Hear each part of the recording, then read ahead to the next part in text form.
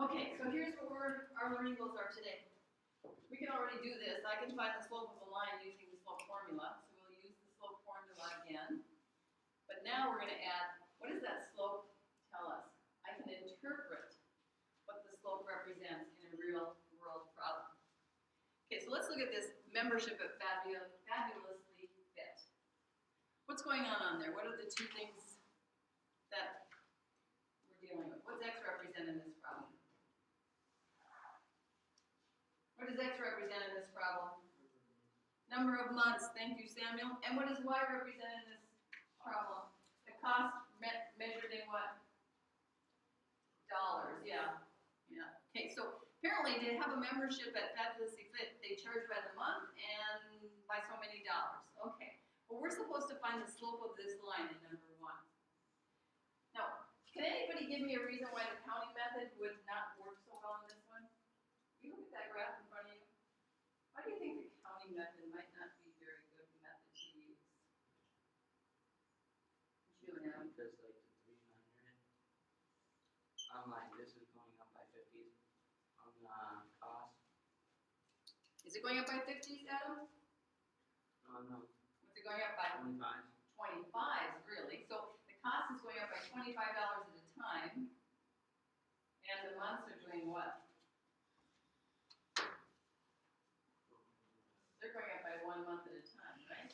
So when the scales are not the same, we cannot use the counting method to do the slope unless we kind of do some extra thinking with it. So we are going to use the slope formula. So the first thing I want us to do is I want us to write down those 2 ordered pairs that they've given us on the graph. And let's assign them their roles. Let's let this first one here be our x sub 1, y sub 1. And this one can be our x sub 2, y sub 2. And you have that slope formula memorized now, right? You don't need to write it anymore? You got it? Can you do it without it? Okay, let's go. How's it start again? M equals. Everybody writes this. Yeah, M equals. We're finding M. M is the slope. What are we going to start with, Sydney? Upstairs? 295. What's going to be subtracted from that, Seth? What? What's going to be subtracted? 120. Downstairs. What's going to start downstairs? Preston? 7. And what's going to be subtracted from 7? Adam? 2. Okay. Holly, what is 295 take away 120? Well, let's figure it out then. Yes, Holly, so use your calculators. Holly, I'm waiting on Holly. 175, thank you very much. Okay, 175 upstairs, and Andrea, what does downstairs become? 5, okay. Oh, I wonder how many $5 bills you would get out of $175. Like 35 of them. Cool. So, is that one of our multiple choice answers? Yep. Awesome. Now, does it seem reasonable? The only thing right now that maybe we could say that seems reasonable is, what is the behavior of that line? It's rising from left to right. You get a gold star today because you did not say positive behavior. You said it's behavior, rising from left to right. Which means then, if it has a rising from left to right behavior, what should be true about its slope? Should be positive. And, well, as it turns out, all of the answers were positive, weren't they? But I'm feeling kind of good that we at least got a positive slope. Okay, here's the deal. Not only are we going to do that today, but now we're going to say, what does that represent? So I want you to run through those 4 answers on your own. See if you think you can figure out which of those multiple choice answers you think it is.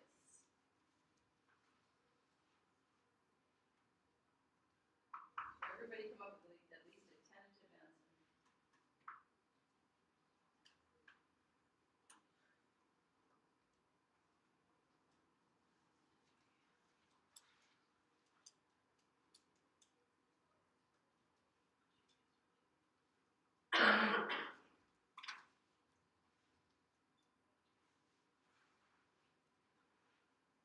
your first name starts with any letter in the last 13 letters of the alphabet, raise your hand. If your first name starts with any letter in the last 13 letters of the alphabet, raise your hand. Okay. So right now some of you are kind of like in the middle ground, like I'm not really sure. Yeah, no. Okay, so you know what? I'm going to go with Preston here because he did not realize that his name was there, but he's going to tell me what he thinks is his answer. What do you think is the answer? Well, it's between H and J. It's between H and J. Okay, you want to confirm H or J, Blake? J. Samuel. H. We got a couple of that's on the fence here. How about you, Seth? It's J. It's J. Okay, now we got more voices. Okay, girls, since Talia, you were in the last 13 letters, yeah. What did you get? You want J also. Okay. Does anybody want to justify? J seems to be pretty popular, so anybody want to justify why it could be J? Adam? Because every time the number of months rises, the as the number of months rises, you keep paying $35. So every month you go over, you're saying then it's $35 more.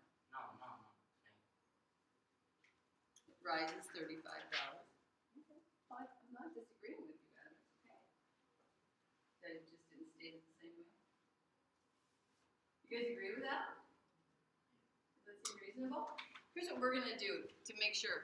We're going to, remember, slope is rise over run. How can we make this into rise over run since we didn't do the counting method and we didn't end up with a fraction for an answer? How can we make it into a fraction? Preston?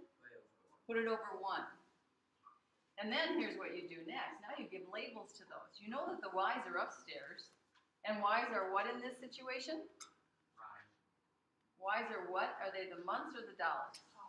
The cost, the dollars. So that 35 is representing $35.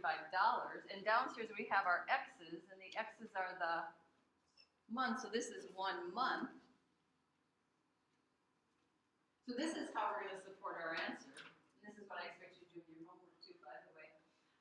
Here's how we're going to support our answer. We're going to say, you know what? My slope tells me that it's $35 for every 1 month. Well, that wouldn't be the enrollment fee, because enrollment fee, how many times you pay that? Once. That's every, that's not just every month. You pay that only 1 time. How about the late payment fee? Would you do that every month? Well, probably not unless you're not paying your bill. The total cost of membership. Well, I think we got to throw that one out too, because it was, if you worked out for 6 months at this place, it would not be $35. It is J, the monthly membership fee. It is $35 for every 1 month, the monthly membership fee. Okay, now we're not going to have multiple choice to help us out. Let's go to number 3. The graph shows the number of emergency kits assembled by volunteers over a period of days. Find the slope of the line. Then tell what the slope represents. Would this be a good way to use the counting method for? How do you feel about that? Holly, do you think this would be a good counting one? Okay, go ahead, do the counting method then, see what you get. Okay, quickly, so we get the counting method done for us then. Let's see if it works.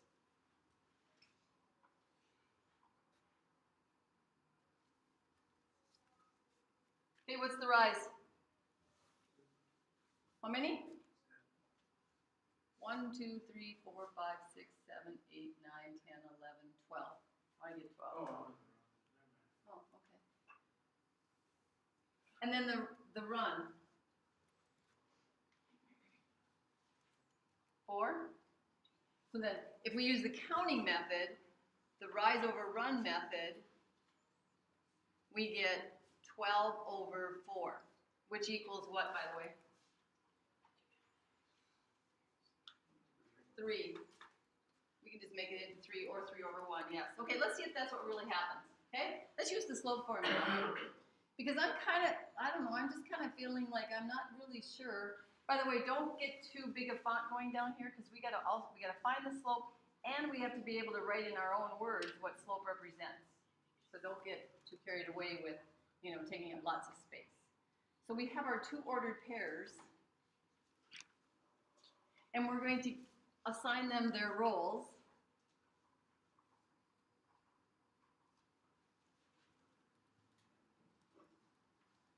And then we're going to see this. We're going to use the slope formula and see if we get the same answer of slope of 3. So m equals.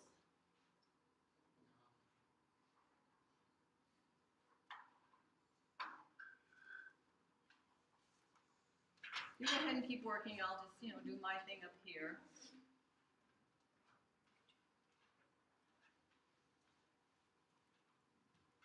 Did we get 3? What did you guys get? 12. So we have to be, like very good consumers of math. We have to know when can we use what to make sure that we get good answers. So the counting method did not work this time. Can anybody tell me why that did not work so well? Go ahead, Andrea. Those scales? Yeah. What's the scale on the y-axis, class? No, going up by 4s. And the x-axis is going over by 1s. What did I say? If the scales don't match, can we use the counting method? No, we can't. So would you erase all that? Because you know what? We don't want to put a line through it something and say, you know what? That didn't work so well. We better not use the counting method. We did not get the right slope. So we're going to say that instead the slope is 12. So, but remember now, we have to be able to say 12, we have to be able to say what the slope is really representing. So we can put that 12 over 1. Upstairs are the what? X's or Y's? Y's are upstairs. What are the Y's in this situation? No, okay. Number of kids. Number of kits. Okay, so this is 12 kits. What are the X's? Pardon? Is it days? Okay, so 1 day. So we have 12 kids over 1 day. What is that telling us? Usually they make 1 kid in a day. 1 kid a day? Oh yeah, 12. Yeah. So we're going to say they assembled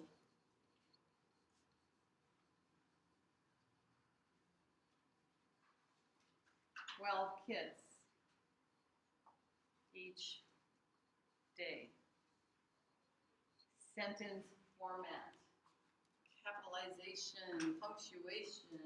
We don't abbreviate. We do not abbreviate in sentences, but I am letting you write the numeral instead of the word for a number. So we have found that the slope was 12. We have answered what it represents. Do not tell me this. The slope represents, or the slope tells me the rise over the run.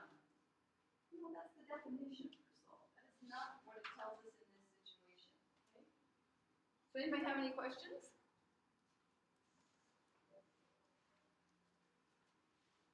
Okay, would you try the next one on your own then? Go. Remember, if you're going to use the counting method, make a good decision.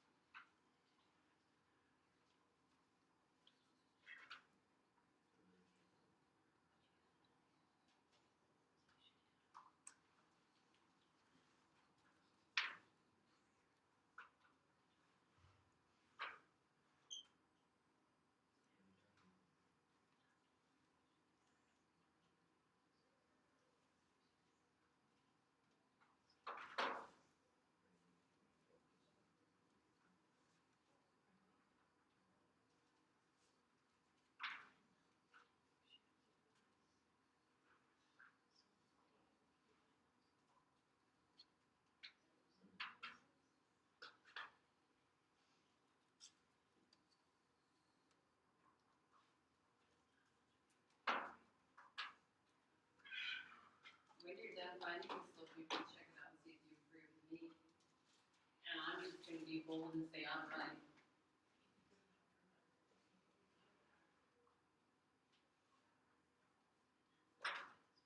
Anybody wanna challenge me? You agree with me? Okay, would the counting method have worked this time? Because the scales are the same. But what's the problem? Yeah, the point isn't on an intersection of grid lines, is that it isn't a whole number. So that makes the counting method challenging again. So the counting method, even though the scales were the same, you know what? Darn it, that one point was not on the intersection of grid lines. Ooh, otherwise I could have counted. So I had to use the slope formula, you too? And I got negative 0.2. Okay, have you described what the slope represents? Who's got it? What does that tell us? Well, maybe we should start with this. Oh. Remember, you got to support this. What is this 2/10? Let's put it over 1. What's the 2/10 representing? How's it measured then? How is it, you know, weight in pounds? Is that how the flour was measured? Okay, so this is 2/10 of a pound. Don't worry about the negative sign right now, just worry about the labels. Pounds. What's downstairs? Day. Okay, so 2/10 of a pound over 1 day, and then it's negative. Well, time can't go backwards, so I'm going to give that negative sign to the pounds, even though you may be thinking, well, you can't really have negative pounds. You can do something in the negative It's direction. the number of pounds that you would use to flour in 1 day. Okay, and what's happening though? Notice this is the title. Decreasing. Amount of flour in a bag. Yeah, so we would say the flour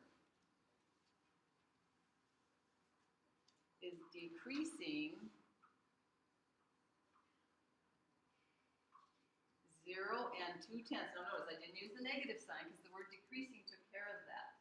It's decreasing 0 and 2/10 pounds. We're not going to abbreviate. 0 and 2/10 pounds each day.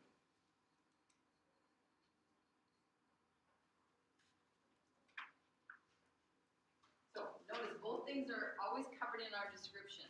Okay, in the first one over here, it was talking about assembling kits and the number of days.